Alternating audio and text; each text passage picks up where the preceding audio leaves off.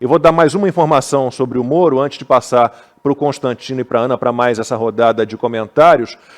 O Moro, aconteceu o seguinte, a Polícia Federal apresentou um relatório final afirmando que, em momento algum, o presidente Jair Bolsonaro tentou interferir na PF. A acusação contra o presidente foi feita por Moro, quando ele abandonou o governo, mais ou menos como ele fez agora, abandonando o Podemos também, com uma coletiva de imprensa e coisa e tal.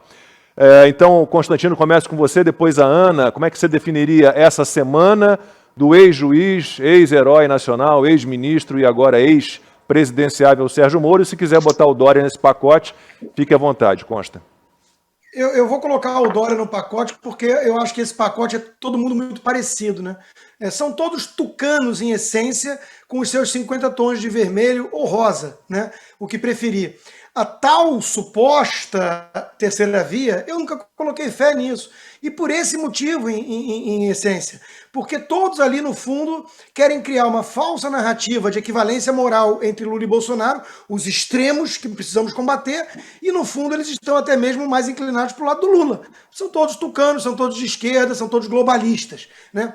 Então é uma morte horrível dessa terceira via, que nunca nasceu, mas é uma morte merecida. Dória fazendo um discurso demagógico ao extremo, um canastrão forçando choro, um negócio medonho, e o Moro conseguindo ser ainda pior, lendo um texto medíocre, né, traindo tudo e todos, quer dizer, já vai para um outro partido, já começa traindo, né? Quem é essa personagem na política nacional? É uma coisa bizarra constatar o que foi o Moro em termos de capital político, de imagem, de herói, né, para muitos, e no que se transformou nessa figura que considera o Luciano Bivar o herói da democracia brasileira, né, o centrão do bem.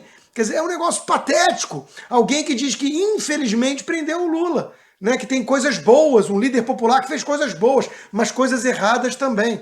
Quer dizer, é patético. É essa turma que vai salvar o Brasil da terrível ameaça fascista que o Bolsonaro representaria? Quer dizer, quem é que vai cair nessa narrativa? Eu entendo uma certa classe média culpada, alienada, que tem nojinho do estilo do Bolsonaro, né, que nem tinha aqui nos Estados Unidos muitos com o Trump, né? Aquela coisa de ojeriza a visão estética, né? Eu entendo isso, né? O cara desesperado querendo um tucano limpinho, um partido novo, alguém que consiga botar essa vestimenta. E o Moro caiu nesse papel. Mas é patético, eles têm muita esperança também com o Eduardo Leite. Outro dia estava lá numa entrevista confessando ser um globalista. Só não usou o termo, né? Mas elogiando o Trudeau, elogiando a agenda global da ONU 2030, todo o pacote lá. Mas é teoria da conspiração, se a gente falar que eles querem atentar contra a soberania nacional porque eles estão a serviço de forças supranacionais e sem accountability, né?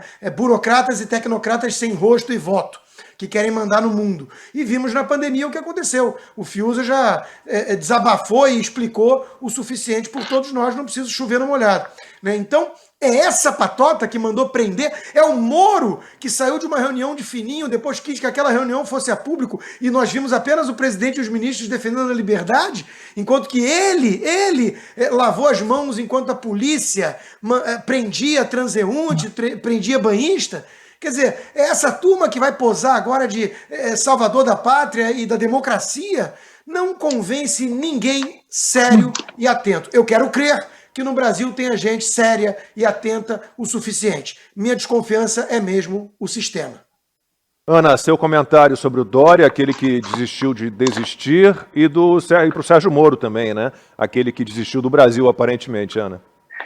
O Dória, eu acho que o comentário que a gente pode colocar um laço de fita é que agora ele realmente admitiu, né? O partido da social-democracia do Brasil.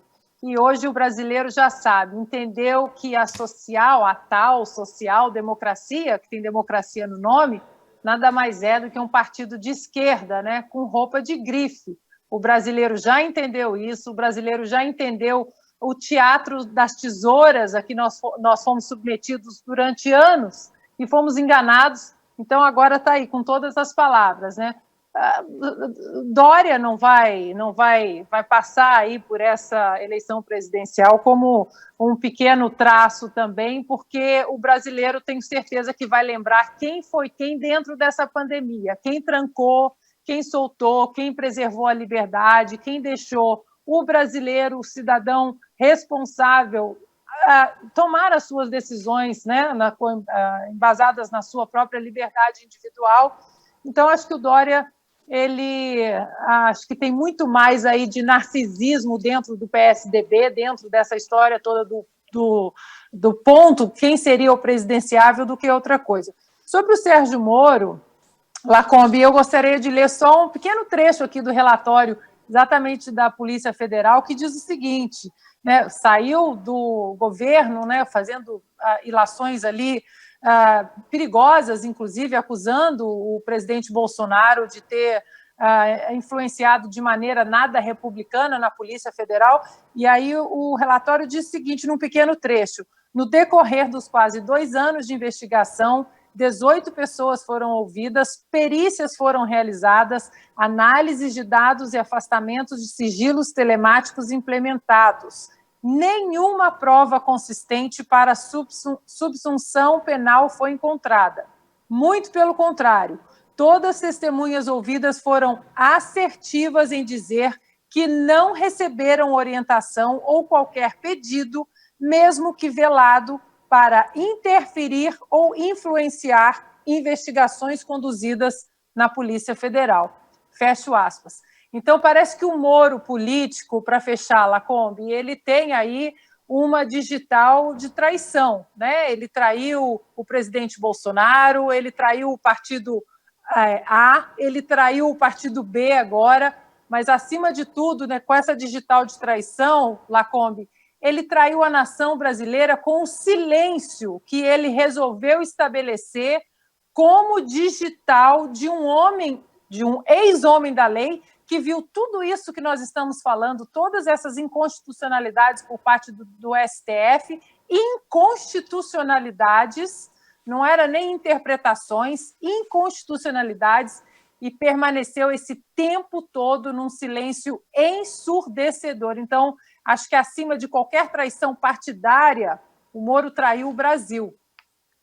E sobre as acusações do Moro de que o presidente Bolsonaro estava tentando interferir na Polícia Federal, se a indicação do diretor-geral da Polícia Federal é uma prerrogativa constitucional do presidente, né, quem estava interferindo na Polícia Federal? Era o Moro que queria, né, manter lá o seu indicado ou indicar, ou era o Alexandre de Moraes que impediu que se cumprisse uma prerrogativa constitucional do presidente?